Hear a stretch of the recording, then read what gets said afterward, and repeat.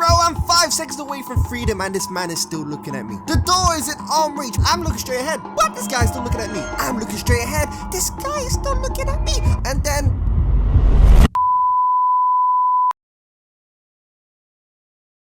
Reselling.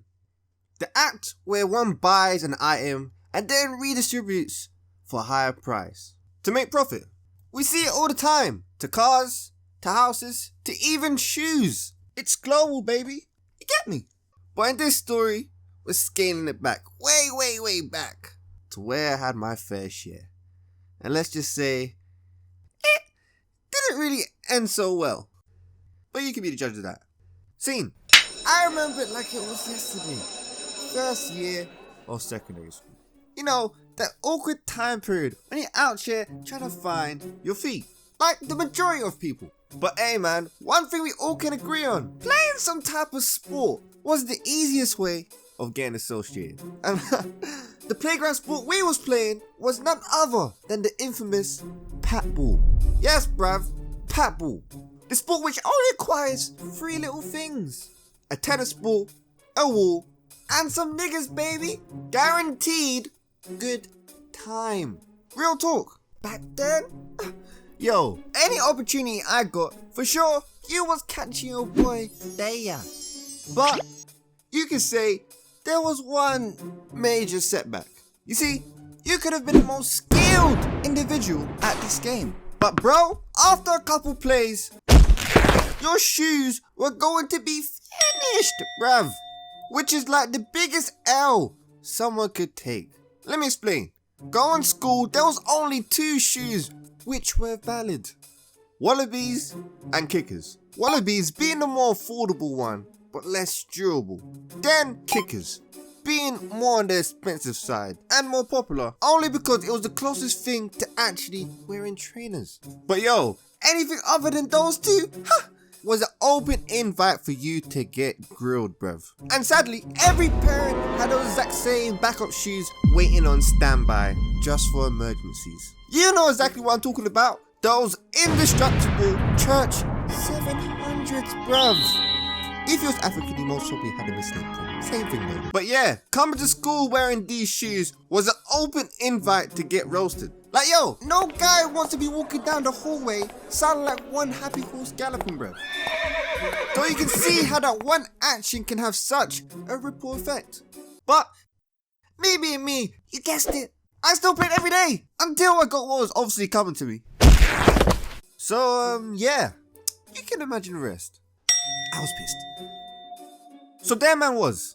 Ego hurt, but most importantly, my shoes were broke. Like, I don't really think you guys understand the level of how much these shoes were gone. Like, bro, if I look down, best believe me and my big toe would be looking eyes. But you know, I had to do something, and I had to do something fast. Because, hey, there was no way in hell man was coming to school the next day wearing my Plan B shoes. So, bruv, my next lessons, I'm just there, plotting, thinking, what can I do to get out of this situation? And there it was, bam, it hit me. The most original idea anyone can ever have going to a public school. I was gonna start shotting. Now, if you're not too familiar with the term shotting, it basically means reselling. And in this occasion, your boy was trying to sell multi-pack items. The plan was simple. Let me break it down. First and foremost, of course, you need to buy your multi-pack item. Then, you sell the multi-pack item individually for the same price of what you bought it for. Finally, the part we all love, you make profit. Smartly put some money aside, you repeat the process until you have reached your goal and got enough P's to acquire what you wanted in the first place. And in this case, it's a fresh pair of wallabies. You feel me, dog? So, that's exactly what I did.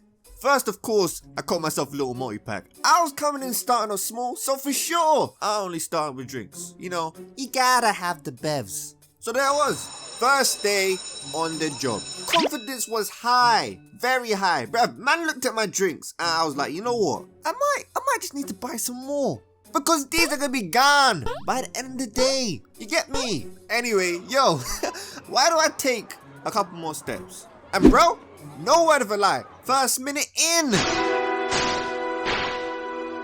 already already running into my competition, bruv. Honestly, looking back, that should have been my sign there and there that I shouldn't have been doing this in the first place. Because my first day was rough, bruv. Like, how was it that whole entire day, I only managed to sell one drink? And that was to myself. 2 weeks in, I wouldn't even say I was reselling anymore. Like, me and the other guys got cool with each other since no one was even buying from us. So more time, bro, I'll be real. I don't know who started it, but yo, we all just started trading. Yep, I broke that first commandment. I don't care. Man started using my own supply. Bro, we was doing this for so long. Me and my new companions were walking around school looking like a bunch of fat puddings, bro. But that sweet, soft life all came to a hard halt on that one particular morning. So, as per usual, I'm in my tutor room. We're going through normal debrief as you do before, your class actually starts. While this is all happening, this clearly older, tall, unfamiliar student walks in. Now, anyone with common sense would just naturally assume this guy was clearly an older student, talking to the teacher about, I don't know, one of his classes or something. And you're right, because they were. Only difference is, they were talking about this class. Now, I don't know how familiar you are with the school system in the UK, but to simply put, the whole getting left back thing doesn't run here. So believe me when I tell you this, it was kind of odd having someone supposedly the same age as you with a chin strap in your class. And nigga, that's just the tip of the iceberg. I'm not even including the fact this man was 6'3". Hey, continuing on though, my teacher then tells us this guy's name is called Rebel. Now the thing we come to find out fast about Rebel was that my guy was fresh from Angola, meaning his mother tongue was Portuguese. So the amount of English this guy actually spoke was about a handful.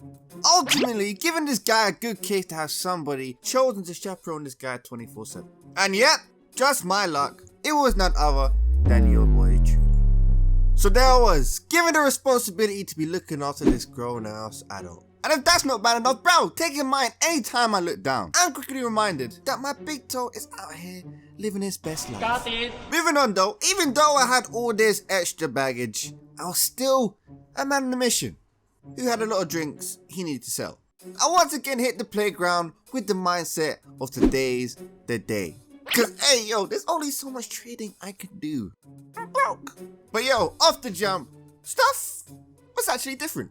My first shot, I got a sell. Don't get gas, don't get gas, don't get gas. My next shot, I got another sell. And at this point, confidence was there. So much so, I did something different. I approached a group. And guess what? I got another sell. But not just one, multiple. Bro, by the end of break, I was sold out. I felt like any Caribbean shop in the human existence. Because I had nothing to sell. Winner of that. Coming back from break, I knew something was up. You see, I knew there had to be a logical reason why I was selling so much this particular day. Like, did I smell good? Did I finally hit puberty and everyone realized that I'm the most gorgeous human being who ever existed? No! I turned around and realized this 6'+ giant has been lurking around me this entire time. No, so when I actually did approach these people, there's no doubt this man was scared shitless. Because this brother was right behind me. But, hey, your boy did sell out though. So of course, I had to run this back again. End of school, I decided to go get my re-up at none other than the infamous 99p store. And yeah, well, tags along. Anyway, now if you're not familiar with the 99p store, it's basically the holy grail of multi-pack goods. Poundland, on the other hand, bun them members. Hey yo, listen, that 1p difference was a big deal in my books. So yeah, we enter the shop, and I'm looking around looking for the best of the best. I got money now, you know what I'm saying? I'm trying to get the good stuff. So as I'm doing that, I come across this one owl. Where I see a familiar face. Now the guy I ended up seeing wasn't anyone significant. It ended up being like my sister's friend's dad, if I remember correctly. And we're just chopping up, he's asking me questions about how school and whatnot. And as all of this is going on, randomly, Roberto turns and asks to borrow my bag. Now them ones when you're in deep conversation with someone that you kind of let anything go by. So, not thinking anything of it, yeah, I gave this man my bag. Now, returning back to my conversation, I didn't pay any mind of what just went on. Not in the slightest. We just carried on talking like nothing even happened. Anyway, during our conversation, real talk, tell me why I look behind this man. I see this brother stealing, using my bag Really, in nigga? broad daylight. So of course, after seeing that, you know what? I just made a smart decision to leave. Bro, I started making my way out of here. Call me a snake if you want, but guess what? He was using my bag. Not even 2 seconds later, I don't know how, but my man teleported right back with the bag. Now, what he did next, yo, I can't even lie, that was funny. That was actually funny. Deep it, yeah? Man tried to give me back the bag. What? Bro, listen up. This bag had the ultimate transformation, bruv. Bro, when I say this bag was thick, bruv, take out the H. This bag was thick, bruv. Yo, my bag looked like I had at least 100k on Instagram and just came back from my bad B holiday, bruv. So of course, I just kept it pushing. Right now, my main concern was just getting myself out of this situation. How hard could that be? Bro, I don't know where and how, but out of nowhere, this shop randomly just had security now. And to make the situation even more peak, bruv, this guy was only eyeballing me. So anxiety, yeah, it's on 10. Bro, I was trying to fake it till I make it. But in the back of my head, I knew we're going to get caught. Well, I'm pretty sure you man can imagine what happened next. But hey, while I got your attention, I might as well tell you man to hit the subscribe button. Come on, help your boy out. You see the consistency? Anyway, bro, I'm 5 seconds away from freedom and this man is still looking at me. The door is in arm reach. I'm looking straight ahead, but this guy's still looking at me. I'm looking straight ahead. This guy is still looking at me. And then...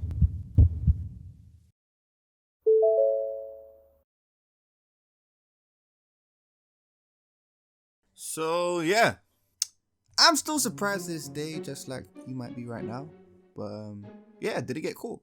Now, as for man's bag, here it is. As soon as me and this guy got a good distance away, he gave it back with the contents he stole. Now, the average person after seeing that wouldn't really be angry. But I'm not your average Donny, my boy.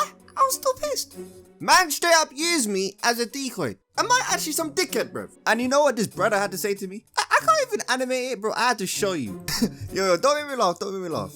This guy pulled me in close. And with the little English this guy had, all he had to say for himself, in the thickest Angolan accent, was, I stole it. That's it. Yeah, at that moment I knew I just couldn't win. Yeah, I couldn't win. But hey, yo, it's so good. It's so good. Cause that woke up, it didn't take me long to realize, despite everything, at the end of the day, cause of this guy, I'm most definitely gonna be able to buy myself a new pair of shoes.